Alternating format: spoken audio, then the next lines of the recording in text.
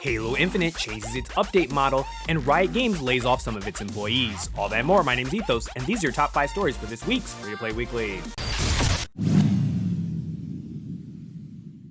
Coming in at number 5, earlier this week, Bandai Namco hosted a Blue Protocol dev stream, layering down some of the details on the next update as well as future content. For those wondering, the next update lands on January the 24th and will introduce several pieces of brand new content.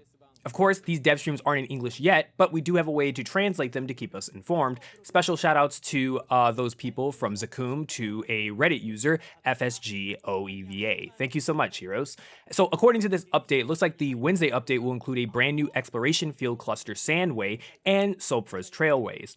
This will also include the Arena X Rush Stage 2, Second Roar, and Boisterous Orochi Frostbug Invasion Raid. Players can look forward to these brand new time attacks and brand new score attacks as well. The stream also outlined a roadmap through April. There's a ton of new content on the horizon, including a brand new story chapter, and level cap has been increased to 70 in February. A level cap increase also includes brand new skills, so those are detailed in full as well. There's also the silhouette of a brand new class coming was teased as well. And moving into story number 4, no more seasons in a live service game. Well, it looks like that's what 343 Industries is doing moving forward. In a recent live stream, they informed everyone that the Halo Infinite is going through a significant shift in content release strategy. Instead of the traditional seasons, the shooter will now feature operations, story events with 20-tier battle passes lasting 4 to 6 weeks. This latest update, scheduled for January the 30th, introduces a brand new arena map, a fresh operation, a Mark IV Spartan core, and the ability to equip shoulder pieces on any armor. The company reassures players that they will continue to add content throughout 2024. As the community director Brian Gerard mentioned, additional teams are working on future projects, hinting at a broader focus beyond ongoing support for the current game. This departure from the seasonal live service model that most online games follow nowadays could be interesting though, perhaps incentivizing players to keep playing regularly over time instead of only in short bursts when a new season occasionally drops. And moving into story number 3, well, if it was true, it probably didn't take long, and it probably shouldn't be that shocking as they shut down the day before, and fantastic, the former founders are moving on to something else. According to a report from the site CD Action, the founders, Edward and Aizen Gotsetev, are looking for veterans to work on a new mobile game. The outlet states that they've spoken with former employees who have made this claim. The same person also claimed that they don't know what exactly the game is, other than it's a mobile game as a result of how things went with the day before. An interesting thing is that according to the source, while Fnatic's founders may be keeping the project itself on the down low, they've made offers to all former employees. This includes anyone who was fired. According to the video on IXBT Games YouTube channel, this is not only true, but some developers have already signed on. The video includes details from the day before drama as well as some other things that may be less well known. With the layoffs that are currently going around in the gaming industry lately, it's not surprising that some developers would take the job where they can. That said, knowing that what we do know about the day before, it's also worth noting that would-be players will probably watch this game with a lot more caution this time around. And moving into story number 2, speaking of layoffs, it looks like Riot Games bid farewell to 530 employees, that's 11% of their staff, and the Riot Forge publishing label. In the announcement, the company shared significant changes that are aimed at refocusing at a fewer high-impact projects for a more sustainable future. This decision involves eliminating 11% of global roles with a focus on areas outside of the core development teams.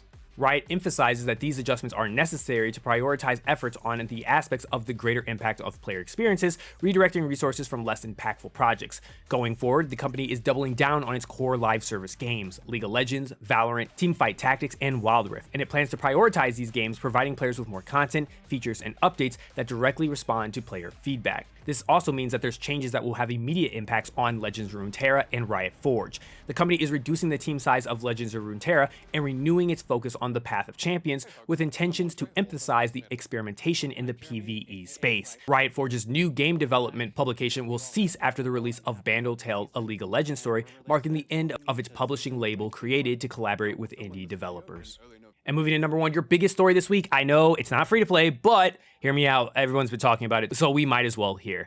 And it looks like a lot of people have been really receptive to Palworlds. Pocket Pair's Palworld has in fact achieved such significant success on Steam that it has reached the 5th highest peak of concurrent players on the service's history, behind free-to-play games like Dota 2 and PUBG. Palworld has of now hit the 3rd all-time high since launch. With over 1.26 million concurrent players, this game surpasses titles like Cyberpunk, and the numbers just keep rising. With those numbers, it isn't hard to see why Palworld experienced major server outages and prevented players from accessing multiplayer modes. The connectivity issues are attributed to the massive influx of players, and the developers have even been given an emergency meeting with Epic Games a day after the release to result in a hotfix to fix issues on the platform. Pocket Pair said that the team is actively working to resolve ongoing problems caused by the implementation of Epic Online services. This is in light of Palworld also facing controversy due to perceived similarities between its creatures, their pals, and Pokemon, leading to the accusations of plagiarism. The CEO of the developer does have some ties or some positive thoughts on generative AI tools, raising some questions about the game's characters' designs and origins. And it looks like accusations kept piling up, eventually forcing Pocket CEO and Palworld's game director to respond. Taking to Twitter, Mizobi calls out the threats that says that their artists have received and wants them to stop. He puts himself in the crosshairs by stating that he is responsible for materials created in Palworld. He did not talk about Palworld being inspired by Pokemon, nor does he address the accusations of assets from Scarlet and Violet showing proportions additional to Palworld.